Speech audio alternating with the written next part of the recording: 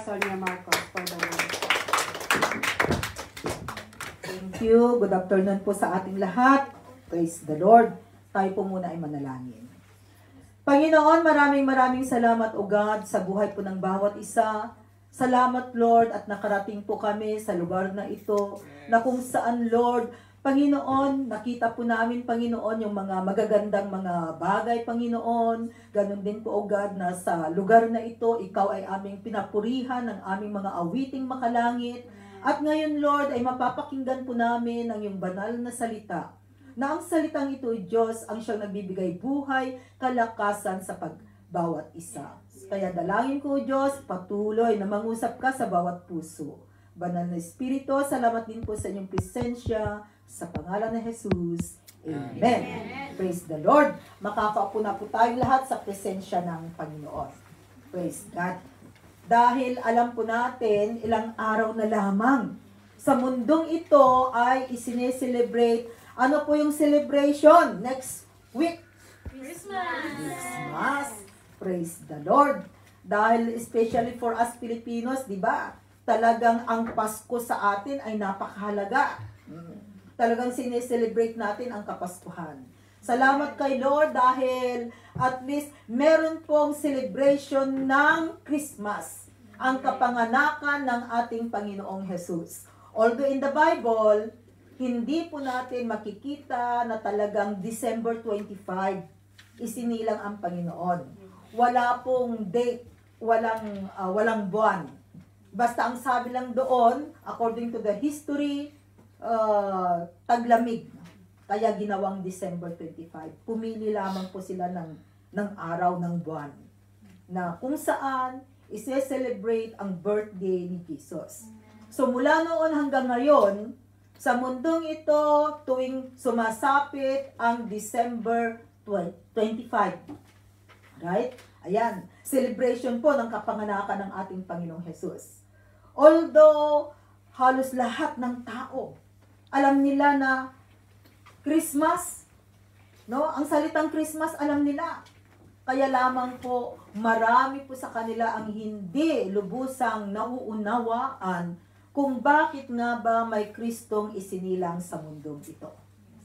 Okay? So, titingnan po natin sa salita ng Panginoon. Actually, our topic this afternoon, it is about the acronym of Christmas.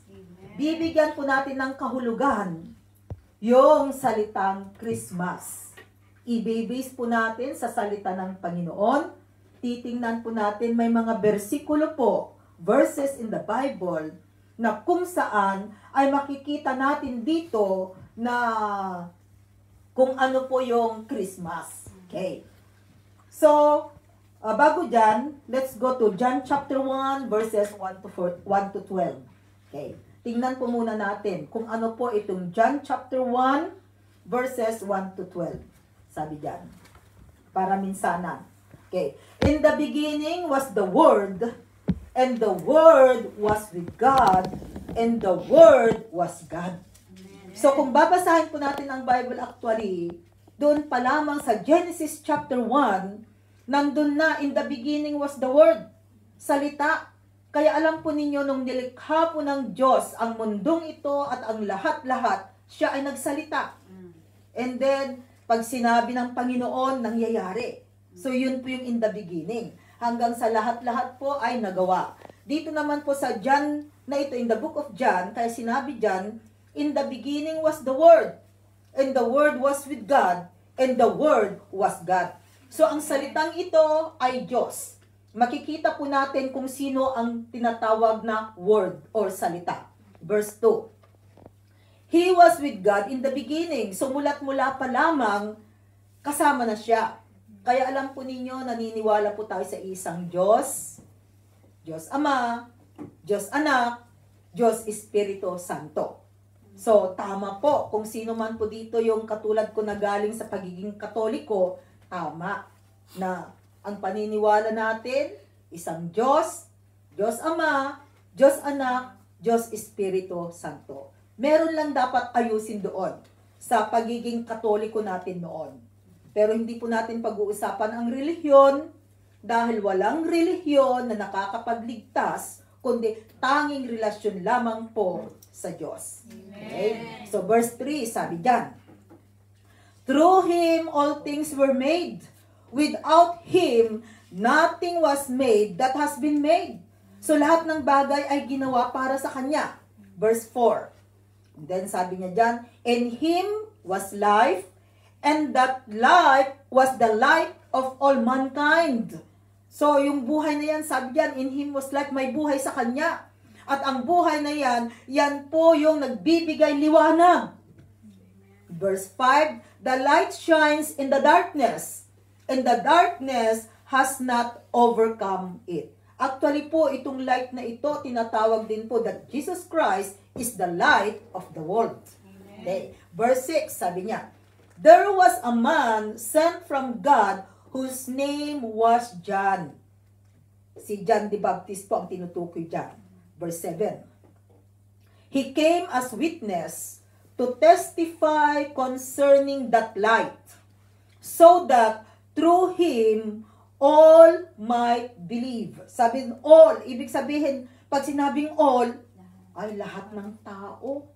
Hindi lamang mga Pilipino, kundi lahat ng tao ay kinakailangang maniwala, sabi diyan. Verse 8, he himself was not the light, he came only as a witness to the light. So, ibig sabihin, si John the Baptist, no, he came as a witness to the light kasi may darating, no.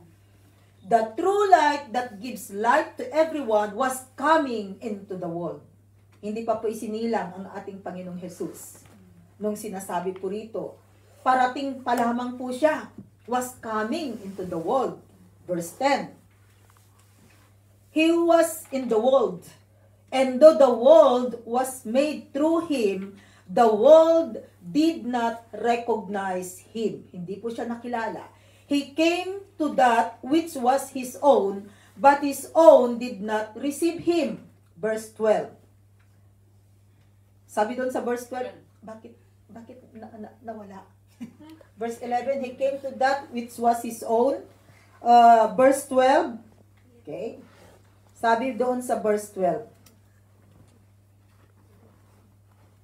7, 10, 11, 12. Sabi sa verse 12, yet to all who received him, to those who believe in his name, he gave the right to become children of God. Amen. So, ibig sabihin, kinakailangan pala natanggapin si Jesus, kinakailangan pala na tayo ay maniwala sa Kanya, para tayo po ay magkaroon ng karapatang maging anak ng Diyos. Amen. So, ibig sabihin pala mga kapatid, nung tayo ay isinilang sa mundong ito, hindi po tayo anak ng Diyos. Bakit? Because of sin. No? Ignorante tayo, inosente. No? Yun pala, nung isinilang tayo sa mundong ito, ang tatay natin ay si Satanas. Sinong aamin nun? Ako rin ayaw ko, di ba? Pero kung titingnan pala natin, yun pala yung naging status ng tao. So lahat ng tao isinisilang sa mundong ito ay hindi ganap na anak ng Diyos. Magiging ganap na tayo po ay magiging anak ng Diyos. Sabi diyan, to all who did receive Him, kinakailangang tanggapin natin at maniwala tayo sa Kanya para tayo ay magkaroon ng karapatan na maging anak ng Diyos. Amen. Kaya kung hindi po natin in-acknowledge si Jesus Christ, tinanggap sa ating puso, naku, baka question mark yung pagiging anak ng Diyos natin. Okay? So, anyway, naniniwala po ako na sa araw na ito, lahat po tayo ngayon, we will declare na ang bawat isa ay magiging anak ng Diyos. Amen. Hindi po tayo lalabas mamaya na hindi natin sigurado na tayo po ay magiging anak ng Diyos. Okay? So this time, sabi ko nga, titingnan po natin, bibigyan natin ng kahulugan ang salitang Christmas. Okay? So, start tayo. The first letter is the word C. In the word of Christmas, C. Ang C, it stand for compassionate God. Yan, bigyan natin ng kahulugan. So, ang Diyos, sabi diyan, He is compassionate God. Pag sinabi natin compassionate God, talagang yung kanyang awa, yung kanyang habag sa bawat isa sa atin. So, in our supporting verse, Psalm 116 verse 5, sabi diyan, The Lord is gracious and righteous. Our God is full of compassion. Amen. Kasi alam po ninyo, kung hindi po maawain ang Diyos, nung tayo ay isinilang sa mundong ito, no, wala tayong relasyon sa Kanya. Kasi nung isinilang tayo sa mundong ito, mga kapatid, patay ang espiritu ng Diyos na nasa atin. Walang espiritu ng Diyos na nananahan sa atin. Remember, nag-aaral tayo, di ba? Sabi ni teacher, sa elementary pa lang, itinuturo na ni teacher natin. Man composed of body, soul, and spirit. O, di ba? Kaya ang tao, 3 in 1 din. May katawan, body. Ang soul, ano ba yung soul? Kaluluwa. Ito yung iyong 5 senses. Ito yung buo mong pagkatao. Ito yung iyong will, yung iyong emosyon. Yun ang tinatawag na kaluluwa. Ang body, box lamang po ito. Itong body na ito. Kaya pag namatay tayo, ay babalik sa alikabok. Dahil gawa lamang po tayo sa alikabok. Pero yung kaluluwa natin, yan ang mapupunta sa langit or impyerno. At yung espiritu, spirit of man lang. Walang espiritu ng Diyos. So, yun yung kulang sa atin. Kaya nga sabi natin kanina, nung isinilang tayo sa mundong ito, ay hindi tayo ganap na anak ng Diyos. Bakit? Kasi walang espiritu ng Diyos na nananahan sa atin. Ang meron sa atin ay spirit of man. Yung espiritu natin. Kaya tingnan po ninyo ang tao sa mundong ito. Naghahanap sila ng Diyos sa kanilang buhay. Kaya maraming mga tao, no, nahanap nila, yung mga amo ninyo, nahanap si Buddha. Yung iba, nahanap si Muhammad, naging Muslim. Yung iba, yan, kung ano-ano yung hinanap nilang Diyos sa kanilang buhay. May mga tao pa nga, di ba, ginagawang Diyos yung baka. Some part of Africa, I think it. No. Ang Diyos nila ay mga punong kahoy. Ang Diyos nila ay araw. No, naghahanap ng Diyos ang tao sa kanilang buhay. Kaso lamang po, natagpuan nila ang maling Diyos. Alam po ninyo, salamat kay Lord dahil dinadala po niya tayo at gusto po niya tayong turuan para makilala natin kung sino ang totoong Diyos. Amen. Alam po ninyo tayong mga Pilipino mula pagkabata, kilala natin si Jesus, isn't it? Yes, kilala natin si Jesus. Pero may kulang doon mga kapatid. Bakit? Hanggang sa nguso lamang po natin kilala si Jesus. Wala sa puso. Kasi kulang. Kung hindi tayo nagbabasa ng kanyang salita, nag-aaral ng salita ng Panginoon, hindi po natin lubusang makikilala si Kristo. Kaya yun ang kulang. At yun po yung nais pong punuan ng Panginoon sa buhay po ng bawat isa sa atin. Kaya this afternoon, pinagsama-sama po tayo. Alam ko po na may kanya-kanya tayong background. Pero ang mahalaga po rito is that the Word of God na atin pong mapapakinggan ngayon. Para alam natin kung ano yung gagawin natin. Kasi kung tutuusin, espiritu lamang ng tao. Kaya nga, sabi ko kanina, hindi natin pwedeng sabihin na tayo ay anak ng Diyos. Kasi walang espiritu ng Diyos. Saka lamang po natin masasabing tayo ay anak ng Diyos kung mayroong espiritu ng Diyos na nagahari sa atin. Because that spirit, yan po yung tinatawag nating DNA. Diba? Because God is spirit. Kaya kinakailangang magkaroon tayo ng espiritu ng Diyos para sa ganun ay ganap tayong tawagin na anak ng Diyos. He is a compassionate God. God is full of compassion. Kasi tingnan po ninyo, kahit na hindi po tayo ganap na anak ng Diyos before, nakita po natin yung blessing ng Panginoon. Isn't it? Nabubuhay pa tayo every day. No? Nakapag-abroad pa nga tayo eh. No? Kung tutuusin naman, basta kilala lang natin si Lord, it's okay. Pero along the way, ay inihayag ni Lord kung sino siya sa buhay natin. At nung inihayag ni Lord kung sino siya sa buhay natin, nag-respond tayo doon sa tawag ni Lord, ay nag-umpisa tayong naglingkod sa Kanya. So, ganun po ang testimony. Kaya may kanya-kanyang testimony po ang bawat isa. No? Na kung saan ay talagang God is full of compassion. Kasi kung hindi siya maawain, sasabihin na lang niya sa atin, ay makasalanan kang tao. Nagsasalita ka ng masama. Dapat sana, punta ka na lang sa impyerno. Pero hindi po, still, maawain po ang Diyos. James 5 verse 11. Sabi po doon sa James 5 verse 11, as you know, we count as blessed those who have persevered.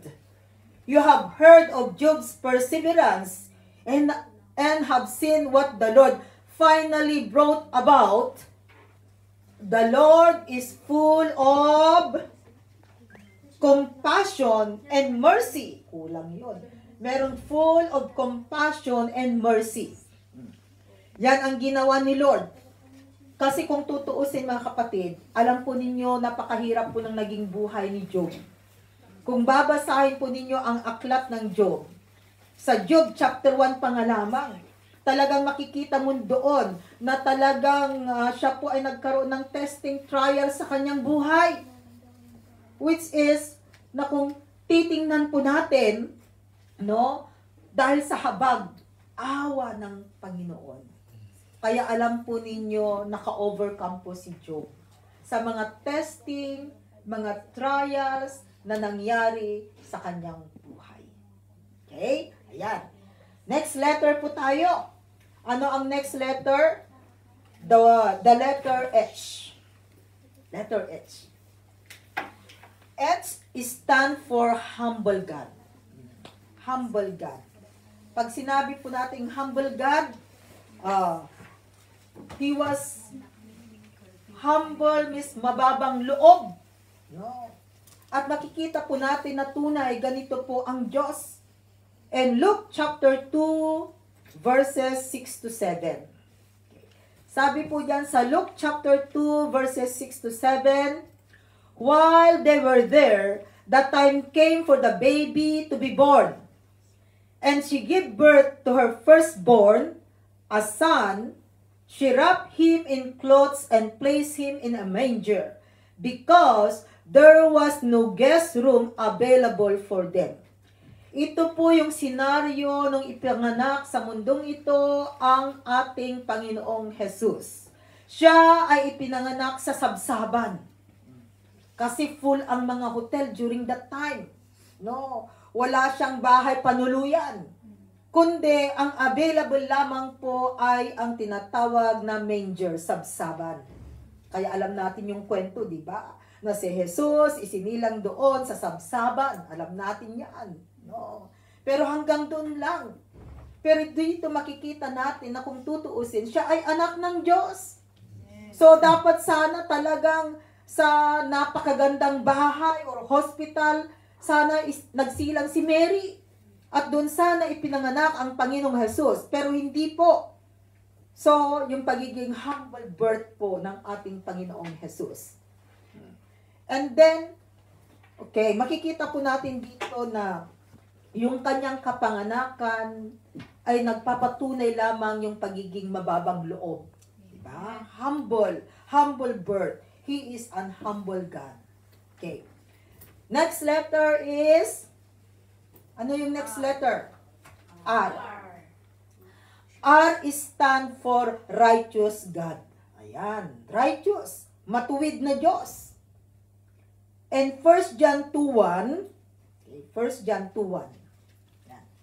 Sabi diyan, my dear children, I write this to you so that you will not sin.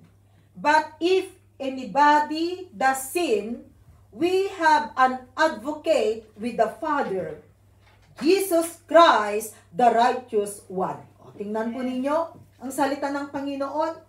Kaya inihahayag dito na, but if anybody does sin, kung tayo ay nagkakasala, we have an advocate. Pag sinabi pong advocate, there is someone na naglalapit sa atin para sa Diyos. At yan ay walang iba kundi si Jesus Christ, because He is a righteous one. Kaya alam po ninyo mga kapatid, kung may Kristong naghahari sa buhay natin, we are also called righteous. No? Diba? Napakagandang isipin. Ano man yung nagawa natin noon, now that we come to know God, may pag-asa. And we are serving a righteous God. And even for us, tayo po ay nagiging matuwid sa paningin ng Diyos. Kaya yun po yung maganda dito mga kapatid. No? Because we have Jesus. No? Kaya nagiging matuwid po tayo sa paningin ng Panginoon. Okay. Next letter is I. Yeah. I stand for Emmanuel. Emmanuel meaning to say, God with us. Yeah, God with us. Isaiah 7 verse 14. Sabi niya ulit, therefore the Lord Himself will give you a sign. The virgin will conceive and give birth to a son, and will call him Emmanuel. So alam po natin yung kwento na tunay ang ating Panginoong Jesus, ang naging nanay po niya sa mundong ito ay si Mary. Okay? Mother Mary. Sabihin na natin Mother Mary. Huwag nating sabing Virgin Mary. Okay? Kasi noong hindi pa po niya isinilang si Jesus, of course, she is virgin. Okay? At nung naisinilang na niya si Jesus, walang imposible, pwede siyang maging virgin muli. Okay? So, walang question doon. Okay? Nandun na talagang bumalik ang kanyang pagka-virgin. Pero sabi po sa salita ng Panginoon, after na isinilang niya si Jesus, siya ay nagkaroon ng marami pang anak. Kaya hindi po siya nanatiling virgin. Kaya naiintindihan po natin yon. Hindi siya nanatiling virgin kasi nagkaroon ng maraming anak. Which is, makikita rin po natin dito na si Mary, siya po ay kinalugdan ng Diyos. Kaya siya nga ang pinili ng Panginoon na maging nanay ni Jesus sa mundong ito. Na nung isilang ang anak ng Diyos, pinili niya si Mary. Because we believe that Mary, she is a good woman, no? Mabuti siyang babae. Kaya pinili ng Panginoon. Kaya nga po, nire-respeto po natin si Mary. Respeto. Pero ang pagsamba ay hindi po. Kasi si Mary ay tao na katulad natin. So yun po yung pagkakaiba doon. Tao siya. Kaya ang dapat sambahin lamang ay ang Diyos. Amen. So dito makikita po natin na totoo, the virgin will conceive and give birth to a son and will call him Emmanuel. So it was prophesied. And then sabi ulit doon sa Matthew chapter 1 verse 23, sabi niya sa kanyang salita, yan, the virgin will conceive. Kanina in the book of Isaiah, Isaiah is in the Old Testament. And Matthew is in the New Testament. Sa pareho yung sinabi, sabi diyan, the virgin will conceive and give birth to a son, and they will call him Emmanuel. Anong ibig sabihin ng Emmanuel? God with us. Kaya kung kayo po ay magkakaroon ng anak, mga kapatid, or apo, magandang pangalan ng Emmanuel. Diba? God with us. So, pag may Emmanuel na pangalan, nagpapatunay na God with us. Palaging kasama ang Diyos. Sino ba naman ang ayaw na palaging kasama ang Diyos? Diba? So, mas magandang pangalanan natin ng Emmanuel. Ang ipinapangalan ngayon sa mundong ito, minsan hindi natin maintindihan ang hihirap na mga salitang mga English spokening dollar. Yung mga pangalan, di ba?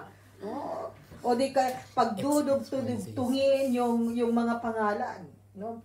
Kasi may karon akong pamangkin, sabi ko sa kapatid ko, hindi ko alam na ganun pala yung mga pangalan ng kanyang anak. Kasi ang alam ko palayaw lang. Pag tinatawag, sinasabi ko lang na Silord, ganun. Ang alam ko Silord, yun pala mahaba pala yung pangalan. Silord Bricks. Meron pang pangalan tayo, sabi ko. Sabi ko, sino itong Silord Bricks na ito? Kasi ang alam ko lang na pangalan, Silord, ay mahaba. Sabi ko, saan mo kinuha yung pangalan ng iyong mga anak? Diba? So, maaaring meron tayong mga pamangkin na, o di kaya mga anak mismo, na yung mga pangalan nila talagang naiiba. Naiiba ang pangalan. Pero may kapatid tayo, pinangalanan yung anak na Shadrach. Sana naman hindi Shadrach, no? Kasi ang meaning ng Shadrach is, that is God of other. But anyway, yeah. So, Emmanuel is a good name. Okay? After I is the word S. S. S is stand for shepherd. Shepherd. Sa Tagalog, pastol. Dakilang pastol. Psalm 23 verse 1. Sabi po diyan sa Psalm 23 verse 1, the Lord is my shepherd. I lack nothing. Tingnan po ninyo. Kung si Jesus po, siya ang Lord natin. Sabi diyan, He is our shepherd. We lack nothing.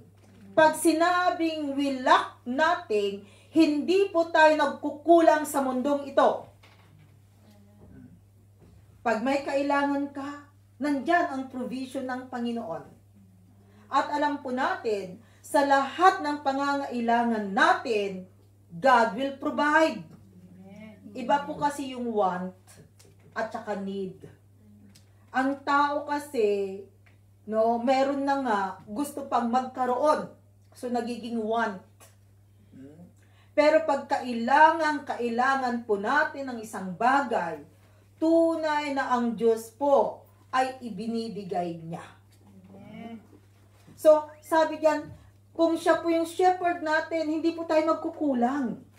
Nandun po yung sustenance ika nga, na alam mo, na sa buhay mo, no, anuman ang pangangailangan, God is able to provide. Ganyan po mga kapatid, ang nananalig sa Panginoon. John chapter 10 verse 11. Sabi niya ulit sa John chapter 10 verse 11, I am the good shepherd. The good shepherd lays down his life for the sheep. Ito po ang ginawa po ng ating Panginoong Jesus. Kung sinasabi natin that He is our good shepherd, tunay dahil inialay niya ang kanyang buhay para sa iyo at para sa akin. Okay? No, isinilang siya sa mundong ito. Nabuhay lamang po siya within 33 years. Sino na po sa atin dito ang lampas 33? Ayan, taas nga ang kamay. Ang lampas 33. Oh, marami tayo, di ba? Ang Panginoong Jesus, 33 lamang po yung edad niya. 33 years old na siya ay nabuhay sa mundong ito. After that, ang nangyari sa kanya, ipinako sa krus. Ipinako sa krus. Merong reason mga kapatid kung bakit. Kasi kailangan yung kanyang banal na dugo. Dahil ang dugo ni Kristo, yan ang pinantubos sa ating mga kasalanan. Kaya hindi na po tayo animal sacrifices. No? Dahil dugo na ni Kristo minsanan. Yun po ang ginawa ng ating Panginoong Jesus. Inialay niya ang kanyang buhay para sa iyo at para sa akin, para tayo po ay maligtas. Amen. That's why He is called a good shepherd. Verse 14, jump to verse 14. I am the good shepherd. I know my sheep, and my sheep knows me. Know me. So, ang ating Panginoong Hesus, kilala niya kung sino yung mga tupa. Ang tawag po sa mga mananampalataya, mananampalataya, believers in Christ ay tinatawag na sheep. Pero hindi po lahat ng mananampalataya kay Kristo ay tinatawag na sheep. No. Meron pong kambing. May kambing. Kaya meron pong mga mananampalataya kay Kristo na sila po ay nagiging kambing. Ano ba ang karakteristik ng kambing? Ang kambing nanunungay. Yan. Kaya may mga Kristiyanong, palaaway. Hindi mo makita kung tunay na Kristiyano. No? Nawawala ba yung pagiging Kristiyano sa buhay? So, hindi po ganon. Mga kambing yun. No? At ang kambing, hindi makakarating po sa kaharian ng Panginoon. Kaya sabihin mo dyan sa katabi mo, siguraduhin mong tupa ka ni Kristo. Yes, siguraduhin po natin mga kapatid, na tayo po ay tupa ni Kristo at hindi po mga kambing. No. I know my sheep, sabi ng Panginoon, and my sheep know me. Yan, praise the Lord. Okay. The next letter is letter T. T stand for teacher. Dakilang guro. John chapter 3 verse 2. Sabi diyan, He came to Jesus at night and said, Rabbi, we know that you are a teacher who has come from God. For no one could perform the signs you are doing if God were not with Him. So, ang ating Panginoong Hesus nung siya ay nabubuhay, tinatawag siyang rabbi or teacher na galing sa Panginoon. Dahil tunay po, dahil tinuruan po niya tayo ng mga salita ng Diyos. That's why He is our good teacher. Siya po yung dakilang guro, no? Na sabi diyan, for no one could perform the signs you are doing if God were not with Him. So nagpapatunay lamang po na siya ay anak ng Diyos. Okay. Ayan. After T, what's next? Yan, M. M is stand for Messiah. Messiah means anointed. Anointed. Messiah. Alam po ninyo ang mga Israelites, the Hebrews people, kasi ang ating Panginoong Jesus, He is called Jewish man, no? Hindi sila naniniwala na si Jesus ay anak ng Diyos. Hindi sila naniniwala that Jesus is the Messiah. Some of them is still waiting for the Messiah to come. Still waiting, naghihintay pa sila, no? Na darating ang Messiah. Pero hindi nila alam, dumating na. John chapter 1 verse 41. Sabi po diyan, the first thing Andrew did was to find his brother Simon and tell him, we have found the Messiah, that is the Christ. So hindi lamang po si Andrew. I think even for us, bawat isa po sa atin, now that we have Jesus Christ in our life, now that we come to know Him, no? At natagpuan natin si Kristo sa buhay natin, nandun din po sana mga kapatid, na sabihin din natin sa iba, no? Sabihin natin sa iba na tunay na merong tagapagligtas sa mundong ito, na kung tatanggapin natin sa buhay natin, makakamtan natin ang buhay na walang hanggan. Buhay na walang hanggan. Kaya nga 'di ba nag-i-evangelize tayo? Pag meron tayong mga nakikita diyan, ini-invite natin, sister, sama ka, punta ka sa ganito, mag-aral tayo ng salita ng Panginoon. Minsan yung mga ini-invite natin, sige lang, 'di ba? Pero hindi tayo nagsasawa.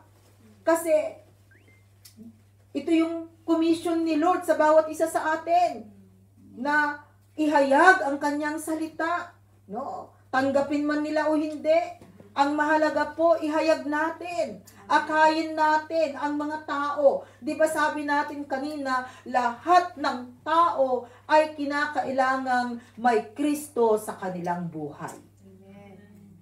Okay. Yan.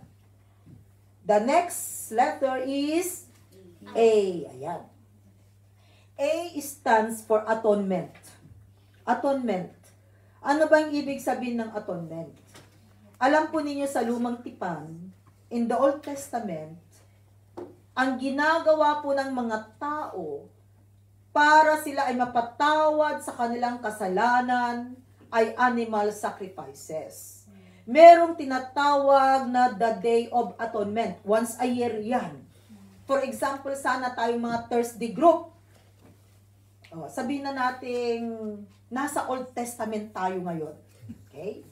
And this day, it is our Day of Atonement. Dahil Day of Atonement, ano ang gagawin during Day of Atonement? Ito yung time na tayo ay mag-o-offer ng animal sacrifices sa Panginoon at hihingi ng tawad sa ating mga kasalanan. Okay? Pero bago po tayo makahingi ng kasalanan, ng tawad sa Panginoon, ang gagawin po ninyo, magdadala kayo ng 2 kambing. Kambing. Saan kayo maghahanap ng kambing ngayon ng mga tao? Okay? Yan. May 2 kambing. Kinakailangan may 2 kambing. Yung isang kambing, kakatayin natin, kukuhanin natin yung dugo. Iwiwisik natin dyan sa altar. Ito yung altar natin. Wiwisikan natin yan ng dugo. Okay? And then, meron pang, di ba, 2 kambing yon. Yung buhay na kambing, no, ako yung parang pare. No, this time, ang gagawin ko, ilelehans ko yung kambing. Kung ito sana yung kambing, ilelehans ko yung kambing. No? At sasabihin ko, Panginoon, patawarin mga kasalanan ng mga Thursday group na ito, O God, kahabagan mo sila. Yan, ipag-pray ko. Hihingi ako ng awa at habag sa Panginoon para mapatawad ang inyong mga kasalanan. And then after that, ang kambing na ito ay magiging scapegoat. Ang gagawin natin, palalayasin tong kambing na ito. No. Siya po ay palalayasin at pupunta sa disyerto. Kawawang kambing, dala-dala ang inyong kasalanan.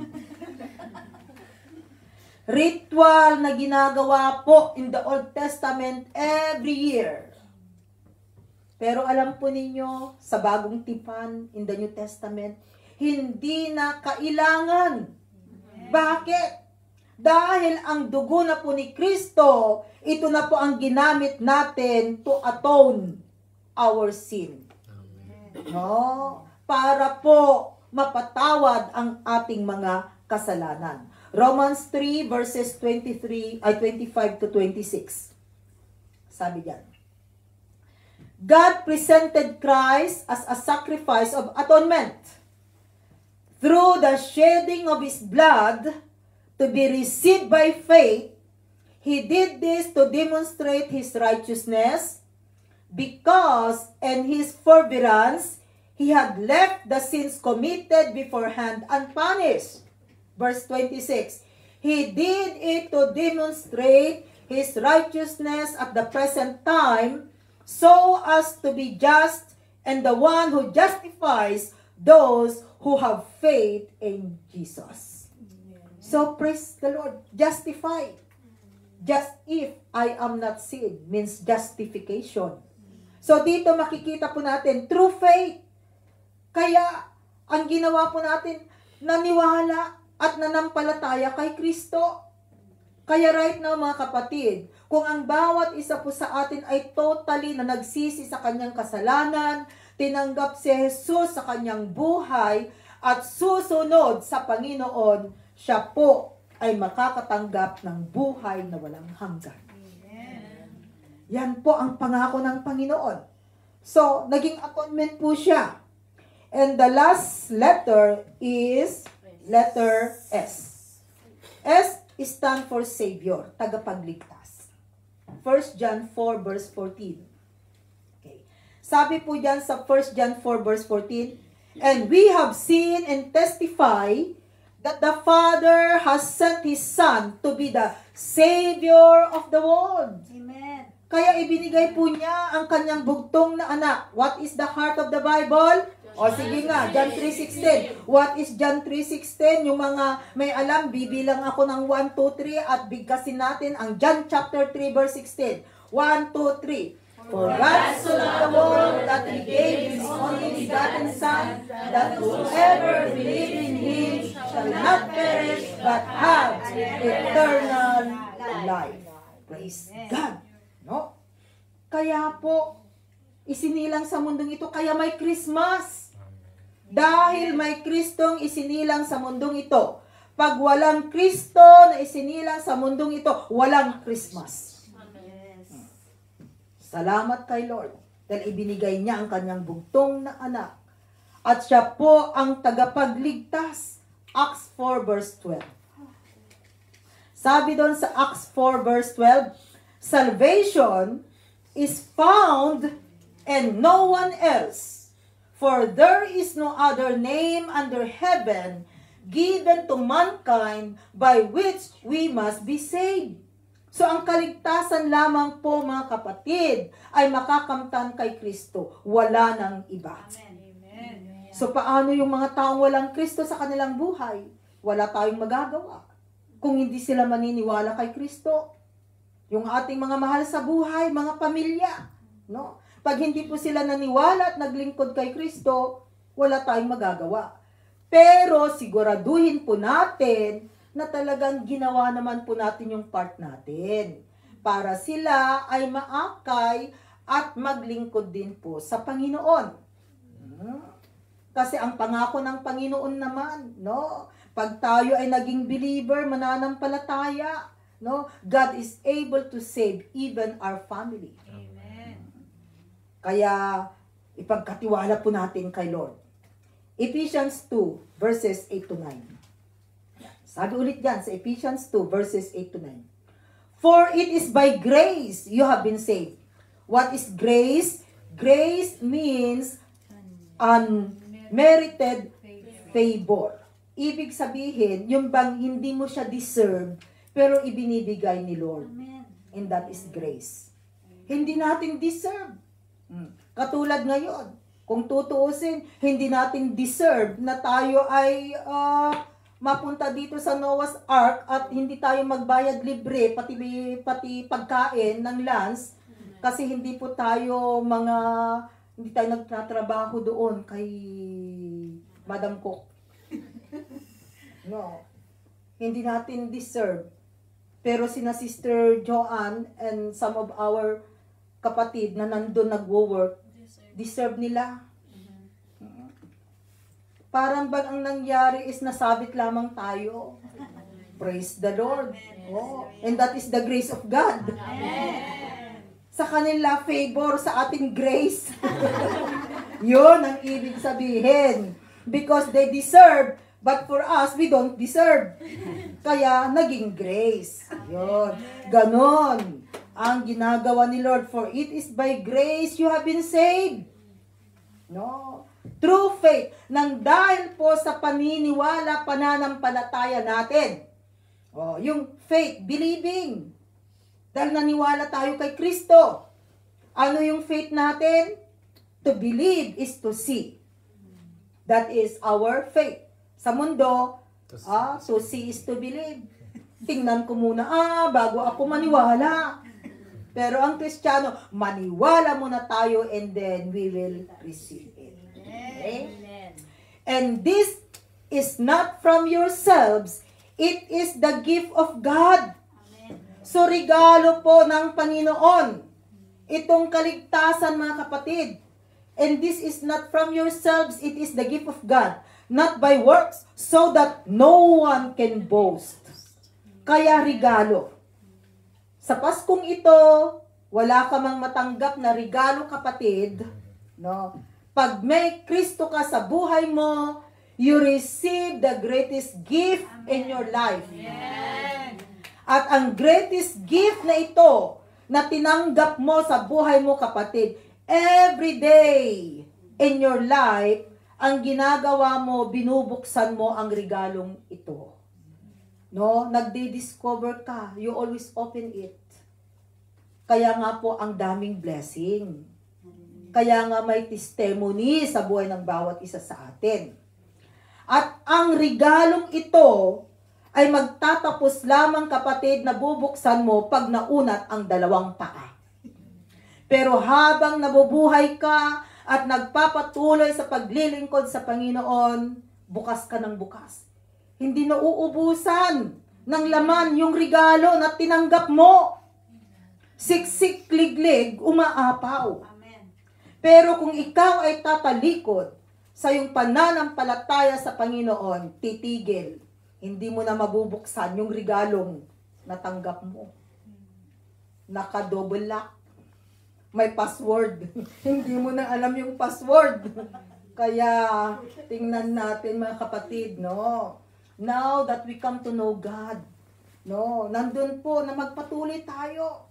Isama natin si Kristo sa buhay natin. Huwag nating hahayaan na yung biyaya ng kaligtasan po ay nakawin ng dyablo sa buhay natin. Kaya mga kapatid, napakahalaga po na isinasali natin sa buhay natin si Kristo. No? Kaya kung ating titingnan mga kapatid, as our conclusion, alam po niyo yung conclusion po natin, yung summary ng meaning ng Christmas na yan. No. The Lord that we are serving is a compassionate God. Humble God. Righteous God, which is called Emmanuel, God with us. He is our shepherd, our teacher, our Messiah. He became an atonement, means we reconcile to God through Him. He is our Savior, the source of our salvation, only the Lord Jesus Christ. Amen. Merry Christmas po sa ating lahat. Amen.